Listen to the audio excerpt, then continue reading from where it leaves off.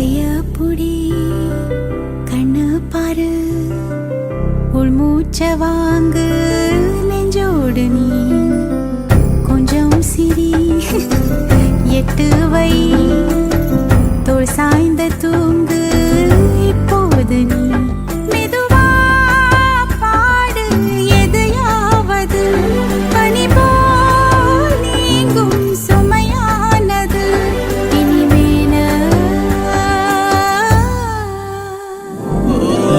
உன்னை என்று வேறு சோகம் எனக்கில்லை